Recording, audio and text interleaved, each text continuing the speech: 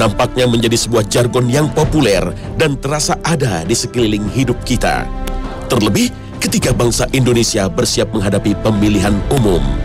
Di tahun ini, 4 lembaga tinggi negara siap menggelar suksesi kepemimpinan. Kursi Presiden, Ketua Dewan Perwakilan Rakyat, Dewan Perwakilan Daerah, dan Majelis Permusyawaratan Rakyat siap berganti. Tak heran jika banyak yang menyebut bahwa tahun 2014 adalah tahun politik. Demokrasi ternyata membuat sebuah komoditas baru bagi rakyat Indonesia. Dan itu adalah janji manis para kandidat anggota DPR, DPD, dan MPR, serta pasangan calon presiden dan wakil presiden. Ribuan orang yang ingin menjadi bagian dari kepemimpinan nasional dan daerah berlomba-lomba menjual diri. Dan konten jualan utama mereka adalah kejujuran. Kejujuran adalah modal utama sekaligus penggiring suara rakyat dalam pemilu. Namun sayangnya, kejujuran masih sebuah semboyan, slogan, dan bagian dari pencitraan. Yang semuanya terasa bersinar di masa kampanye, namun terasa gelap saat mereka terpilih dan memerintah. Buktinya jelas dan nyata ketika kejujuran hanyalah berada dalam tataran teori namun tidak diaplikasikan. Setidaknya hingga episode ini ditayangkan, tengok saja keriuhan di kantor Komisi Pemberantasan Korupsi KPK. Lembaga berlokasi di kawasan Kuningan, Jakarta Selatan ini seakan tak pernah sepi sebagai sumber berita mengenai pemberantasan korupsi. Dan sepertinya korupsi yang terbongkar dan berhasil diberantas hanyalah puncak dari fenomena gunung es. Puncak kecilnya saja yang nampak, tapi bagian besarnya yang berada di dasar tertutup. Bahkan boleh dikatakan pemberantasan korupsi disebutkan sebagai senjata untuk membunuh karir politik. Bukannya upaya untuk menciptakan sebuah tata kelola pemerintah dan negara yang bersih dan tepat. Dan salah satu tujuan utama berdirinya Republik Negara yaitu keadilan sosial bagi seluruh rakyat Indonesia. Nampaknya masih berada di ingatan, bukannya sebuah pencapaian. Negeri ini masih dihuni oleh rakyat yang miskin, padahal buminya kaya. Di negeri ini banyak yang tak bersekolah, padahal pendidikan adalah salah satu prinsip peradaban. Dan di negeri ini masih ada yang kelaparan, padahal tanahnya subur. Derita dan nestapa dari sebagian anak bangsa ternyata tak lekas hilang, meski Indonesia menyandang status sebagai negara demokratis terbesar ketiga di dunia. Inikah hikmah 68 tahun merdeka dan 15 tahun berdemokrasi? Sebuah rentetan pengungkapan kasus korupsi dan penyalahgunaan amanah oleh para petinggi negeri. Padahal Indonesia adalah negeri muslim terbesar di dunia, di mana junjungan mayoritas rakyatnya telah bersabda. Nabi Muhammad Rasulullah SAW bersabda, sungguh kebenaran itu membawa kepada kebaikan, dan kebaikan itu membawa ke surga. Seseorang akan selalu bertindak jujur, sehingga ia ditulis di sisi Allah sebagai orang yang jujur. Ketika banyak kebohongan, penipuan, pengkhianatan, dan pelanggaran hukum dominan dilakukan oleh bangsa kita, masihkah kita membanggakan diri sebagai bangsa muslim terbesar di dunia? Kaum muslim seharusnya tak terjebak pada formalitas dan simbolisasi agama. Islam adalah agama yang menjadi rahmat bagi semesta alam. Namun, bangsa muslim harus sadar, Islam membutuhkan keteguhan niat dalam menjalani prinsip beragama. Dan Islam hanya memandu urusan ibadah kepada Allah Subhanahu wa Ta'ala. Karena sesungguhnya rahmat yang sejati dari Allah, Rabb yang Maha Pengasih lagi Maha Penyayang, adalah keteraturan hidup dan kehidupan. Dan hal ini hanya bisa terjadi ketika kejujuran menjadi prinsip hidup sejati, bukannya bahan dan ucapan yang diteriakan dengan nyaring.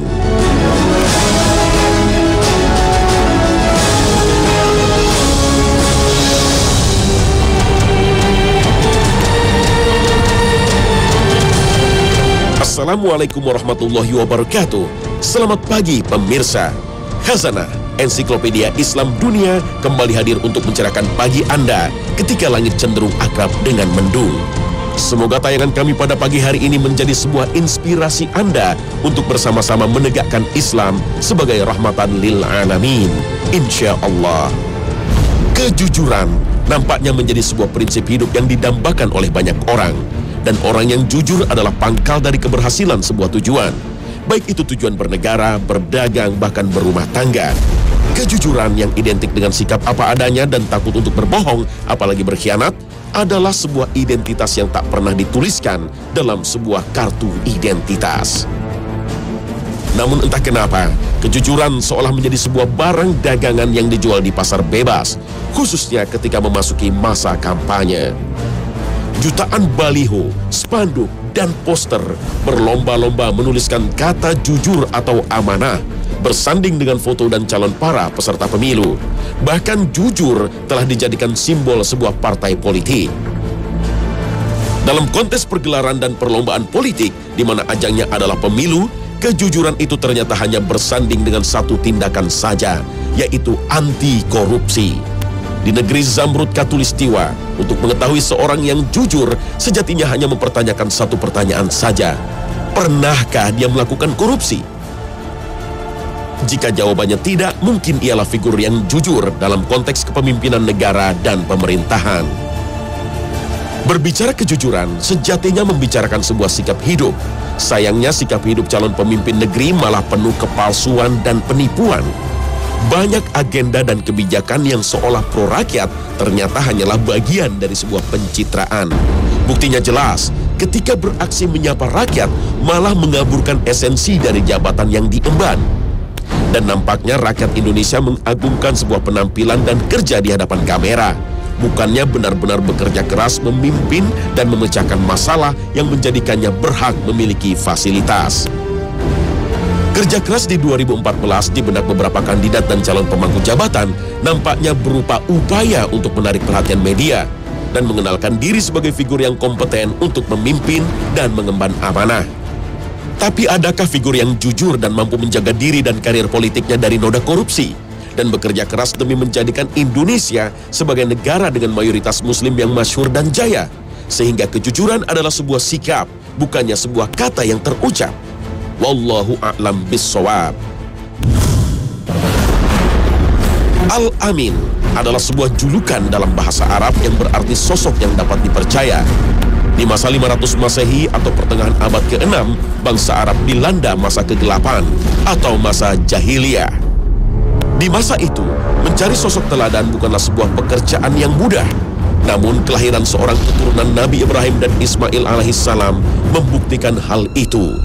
Dialah Nabi kita, junjungan kita, Muhammad sallallahu alaihi wasallam. Sebelum diangkat menjadi Nabi di usia 40 tahun, Rasulullah adalah seorang yang terpercaya. Kehidupan sebagian besar suku Quraisy ditopang oleh kegiatan perdagangan, dan kejujuran Nabi Muhammad telah dirasakan, bahkan sebelum ia mendapatkan wahyu kenabian. Ketika bangsa Quraisy membutuhkan seorang pemimpin perjalanan dagang ke negeri seberang, Nabi Muhammad adalah yang pertama kali terucap. Prinsip kejujuran dalam Islam adalah sebuah inti dari akidah, dan jujur itu berasal dari hati. Ketika lidah mengucapkan dua kalimat syahadat, kejujuran hati untuk berakidah akan membuat sholat bukanlah sebuah rutinitas ibadah, namun sebuah kebutuhan untuk memurnikan tujuan hidup. Kejujuran adalah pokok dalam berpuasa, karena sejatinya hanya diri sendiri dan Allah yang mengetahui keadaan kita untuk tidak makan dan minum, serta mengendalikan nafsu. Dan kejujuran hati akan membuat pembayaran zakat bukanlah sebuah proses untuk memamerkan prinsip kedermawanan. Dan akhirnya, kejujuran sebagai seorang manusia mungkin menjadi salah satu pertanda mabrurnya ibadah haji. Nabi Muhammad SAW adalah seorang pribadi yang jujur dan tentu saja terpuji. Keutamaan dan kemuliaan beliau sebagai seorang manusia bahkan membuat Allah Subhanahu wa Ta'ala bersolawat kepadanya. إن الله وملائكته يصلون على النبي يا أيها الذين آمنوا صلوا عليه وسلموا تسليما. Yang artinya, sesungguhnya Allah dan malaikat-malaikatnya bersolawat untuk Nabi. Hai orang-orang yang beriman, bersolawatlah kamu untuk Nabi dan ucapkanlah salam penghormatan kepadanya. Bukti kejujuran dan kemuliaan akhlak Nabi telah terbukti. Semenjak lahir hingga menjadi pemuda, ia telah mendapatkan gelar Al-Amin dari sukunya. Ketika muda, ia mampu menjadi rujukan utama bagaimanakah penyelesaian sengketa peletakan kembali batu Hajar Aswad. Saat berusia 40 tahun, ia diangkat menjadi nabi dan rasul yang terakhir. Bahkan ketika beliau dicaci dan dibenci karena mengajarkan dan mendakwahkan ajaran tauhid, beliau tidak lantas menjadi pribadi yang mendendam dan mengajarkan pembalasan atas serangan dan hujatan. Kejujuran Nabi Muhammad SAW sejatinya abadi, karena tidaklah mungkin seorang pembohong yang rajin berdusta mampu menjadi nabi dan rasul dari 1 miliar lebih umat manusia. Dan tiadalah ada kemungkinan Islam mampu berkembang menjadi agama yang paling cepat pertambahan jumlah pemeluknya di dunia jika manusia yang mengajarkan agama ini bukanlah seorang figur mulia. Kejujuran dalam Islam bukanlah sebuah prinsip yang tertulis dalam kitab suci saja. Kejujuran dalam Islam nyata teladannya. Ketika mempelajari kehidupan dan sejarah dakwah nabinya, memahami esensi perjuangan generasi sahabat, serta dicontohkan oleh para ulama. Maka berlaku jujur nampaknya menjadi salah satu jalan jihad untuk menegakkan Islam sebagai pedoman yang suci dalam hidup dan berkehidupan. Karena kejujuran adalah sebuah hal yang kini dirasa dekat, namun tidak pernah melekat.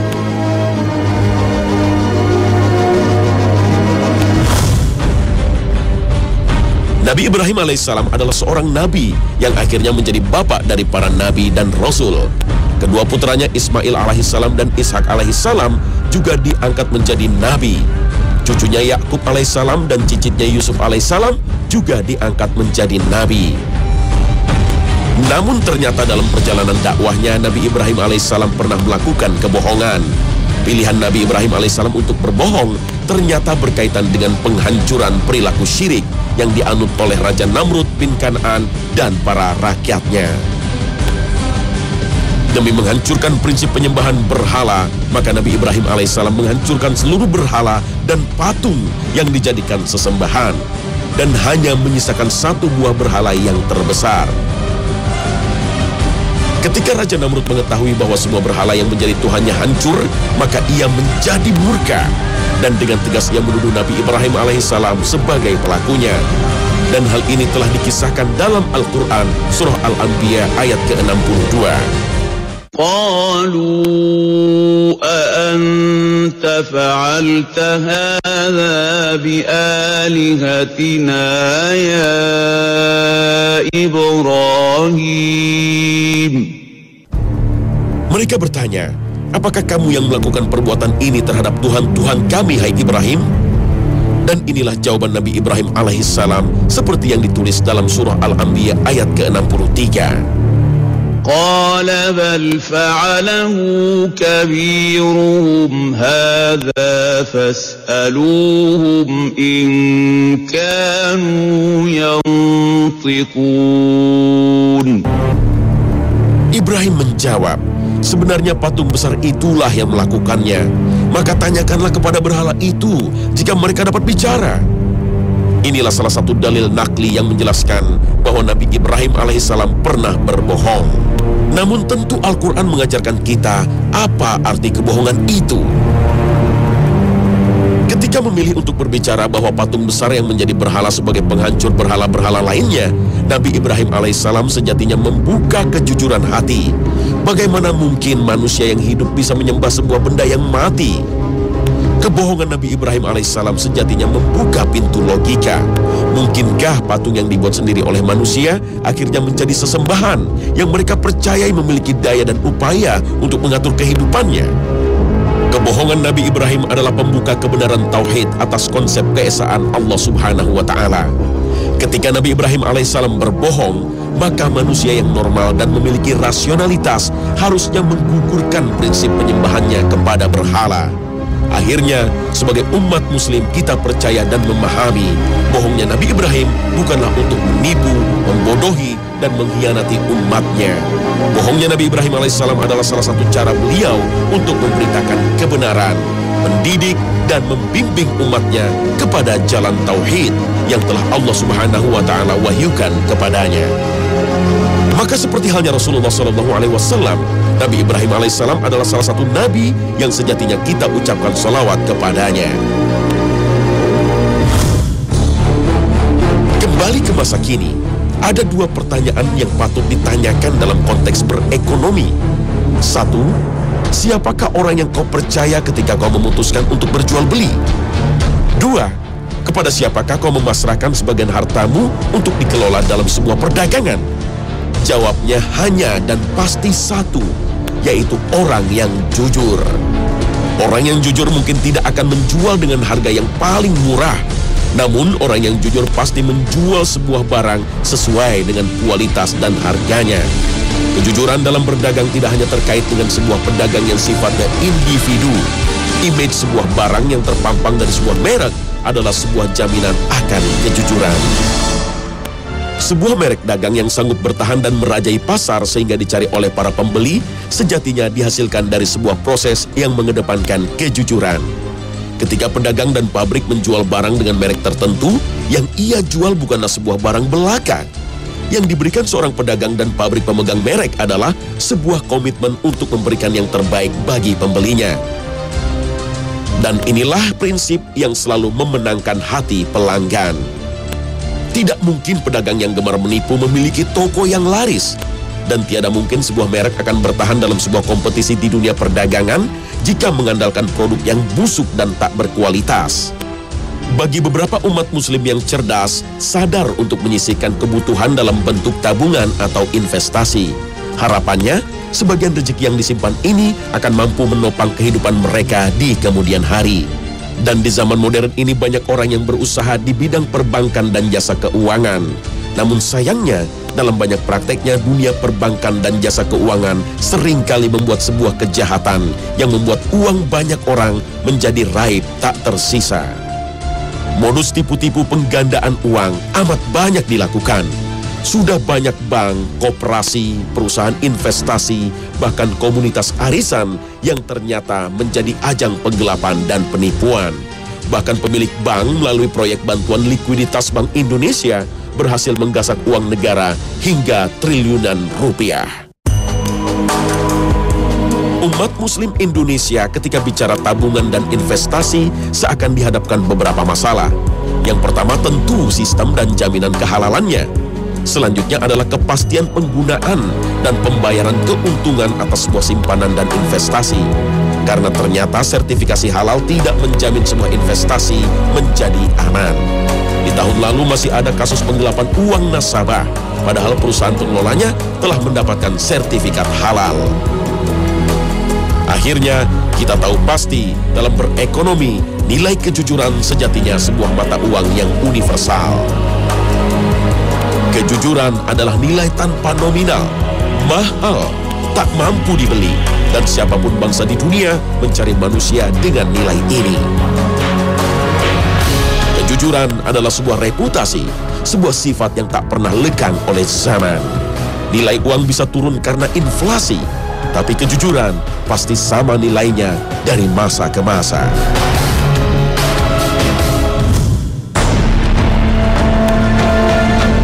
Salah satu landasan akidah dalam Islam adalah hadis Nabi Muhammad SAW.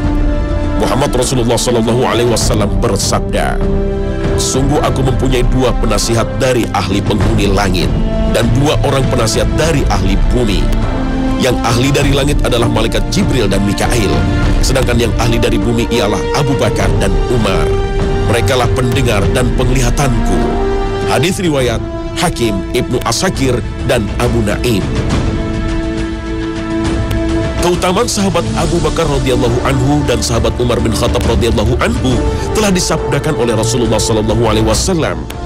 Namun sayangnya, ada sebagian dari umat yang mengaku muslim malah bersikap sebaliknya. Ada pandangan dalam sebuah aliran yang katanya mazhab dalam Islam yang mengingkari kemuliaan dan keutamaan dua sahabat yang disabdakan Rasulullah sebagai penglihatan dan pendengaran beliau. Prinsip penghinaan dan pencacian terhadap sahabat utama Nabi Muhammad SAW ternyata berakar dari sebuah fitnah yang dikaitkan dengan proses kekhalifahan. Sejak zaman sahabat, mereka menyebutkan diri sebagai pencinta Nabi. Namun entah mengapa, mereka begitu membenci kedua sahabat Nabi SAW. Prinsip berbohong juga mereka lakukan dalam sebuah pernikahan yang berlamar pernikahan kontrak. Seorang istri boleh berbohong dari suami pertamanya dan memilih untuk menjalin pernikahan yang kedua dengan laki-laki lain. Dan anehnya, pelaku hal tersebut malah meyakini perbuatannya akan berbuah surga. Na'udzubillah min zalik. Semoga kita terbebas dari prinsip kebohongan dalam akidah ini. Amin. Allahumma amin.